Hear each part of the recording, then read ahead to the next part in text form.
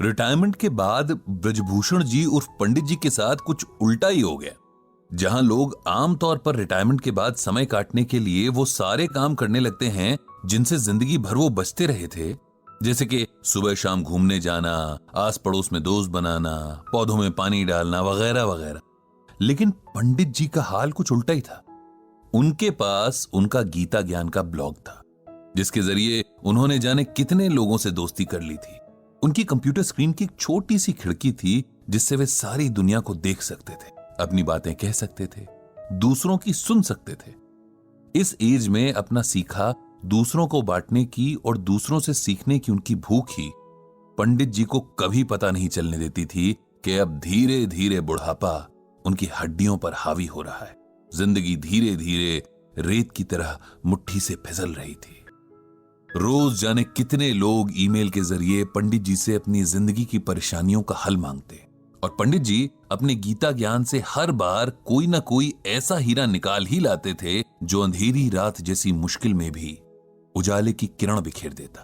लेकिन कई बार दूर के लोगों को समझाना आसान होता है, अपने आसपास के लोगों को बिल्कुल नहीं, क्योंकि तब आप भी उनके दुख में दुखी होते हैं और तब उनके साथ आपको खुद को भी समझना होता है, जो कि दुनिया का सबसे मुश्किल काम है। पंडित जी भी कल रात से ऐसे ही एक डिलेमा में फंसे हैं।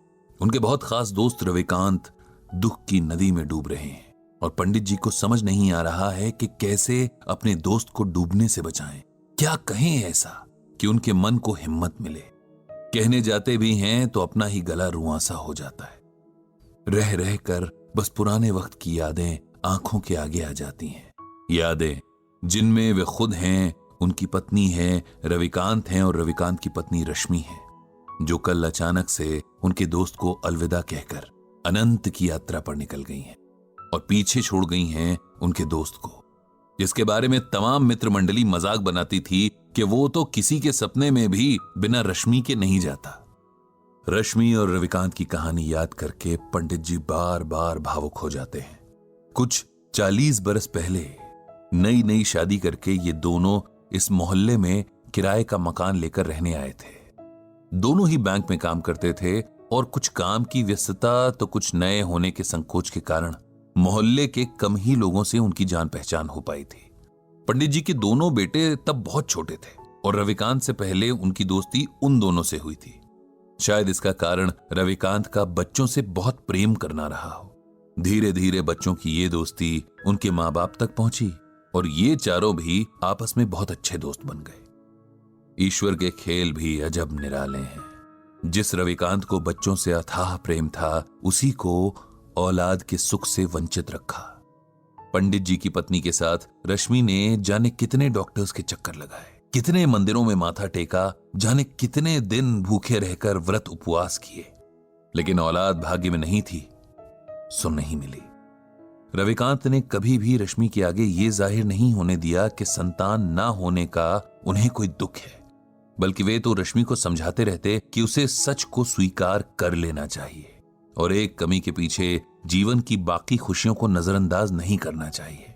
हालांकि रश्मि को यह मलाल सदा रहा कि वो मां नहीं बन सकी और वो हमेशा अपनी ममता पंडित जी के दोनों बेटों पर लुटाती रही। समय के साथ दोनों परिवारों की दोस्ती और मजबूत होती गई और हर सुख दुख एक दूसरे के सहारे आराम से निभता रहा।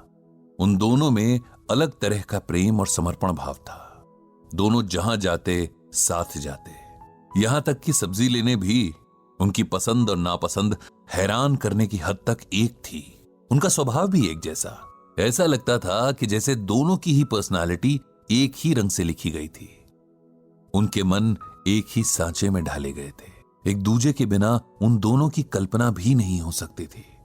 और आज वही जोड़ा टूट गया था। जो अकेला छूट गया था, उसके बाकी बचे जीवन की कल्पना भी अब मन में सिहरन पैदा कर रही थी। किसी तरह बड़ी मुश्किल से रविकांत को सहारा देकर उन्होंने अंतिम क्रिया से जुड़ी विधियां करवाई थी। रविकांत का हाल ऐसा था कि जिसे देखकर पत्थर भी पिघल जाए। उसका विलाप, उसके आंसू देखकर तो मौत के देवता की आंखें भी भर आई होंगी। कभी मजाक में शायद रश्मि ने रविकांत से कहा होगा कि अंत समय में उन्हें गंगा किनारे जलाया जाए और उनकी अस्थियां मां गंगा की गोद में बहाई जाए। सो उनकी इसी इच्छा का सम्मान करते हुए रविकांत ने पंडित जी से रश्मि को हरिद्वार ले जाने की बात कही और इंतजाम करने का अनुरोध किया। हरिद्वार के पूरे रास्ते जैसे रविकांत बेसुध थे। उन्हें देखकर ऐसा लग रहा था कि मानो ये दुख में डूब जाना चाहते हैं। न उनके उबरने की शक्ति बची थी और न ही इच्छा। रविकांत को कुछ होश नहीं था कि कब लोगों ने जबरदस्ती उनसे अंतिम क्रिया की रस्में करवाई और कब उन्होंने किसी और के सहारे से खड़े होकर रश्मि को अंतिम विदा देकर अग्नि के हवाले कर दिया। उनकी नजरों के सामने बस राख थी, ठंडी और बेजान। इधर अंतिम संस्कार के साथ आए लोगों के लिए पंडित जी ने नाश्ते का इंतजाम करवा दिया था। सब उधर बिजी थे और रविकांत अकेले एक बेंच पर बैठे जाने दुख के कितने गहरे समंदर में डूबे जा रहे थे। दूर खड़े पंडित जी ये सब देख रहे थे। उन्होंने तय किया कि उन्हें रविकांत को इस सदमे से बाहर लाना ही होगा, उन्हें सच को स्वीकार करने का हौसला देना ही होगा, क्योंकि अगर यह अभी न हुआ तो कभी नहीं हो सकेगा। रविकांत के पास जाकर उन्होंने धीरे से उसके कंधे पर हाथ रखा और ऊंची आवाज में भगवद गीता का ये श्लोक पढ़ा। नैनम छिंदन्ति शस्त्राणि नैनम दहति पावकः न चैनम क्लेदयन्त्यापो न शोष्यति मारुतः।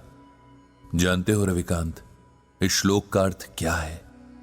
श्लोक का अर्थ है, आत्मा को न औजार काट सकते हैं, न आग उसे जला सकती है, न पानी उसे भिगो सकता है, न हवा उसे सुखा सकती है। आत्मा अजर और अमर है। यह श्लोक श्रीमद् भागवत के दूसरे अध्याय में है, उसी गीता में जो स्वयं भगवान श्री कृष्ण के श्रीमुख से अमृत बनकर बरसी और जिसकी ज्ञान गंगा में भीगने वाला हर मन मोक्ष पा लेता है। रविकांत का ध्यान आज सुनी हुई सारी बातों में बस इसी बात ने थोड़ा सा उसकी ओर खींचा। उन्होंने पंडित जी से पूछा कि उनके सुनाए श्लोक का यहां क्या मतलब है, क्या संबंध है? क्योंकि तुम शरीर और आत्मा का फर्क भूल रहे हो मेरे दोस्त। अपनी प्रिय पत्नी के शोक में तुम इस सच को अनदेखा कर रहे हो कि उसका सिर्फ शरीर नष्ट हुआ है, उसे चलाने वाली आत्मा नहीं, क्योंकि आत्मा तो अजर अमर है। एक शरीर से दूसरे शरीर की यात्रा करती है, एक जन्म से दूसरे जन्म का फेरा लगाती है। जो मिटा वो मिट्टी थी, जो जीवन शक्ति थी वो अब भी वही है, किसी और मिट्टी में जान फूंकने चली गई है। उसके लिए शोक करना बेकार है, ये उस आत्मा का अपमान भी है। उसे सम्मान के साथ विदा करना ही समझदारी है। यही बात हमें गीता में भगवान श्री कृष्ण अर्जुन को समझाने के बहाने समझा रहे हैं।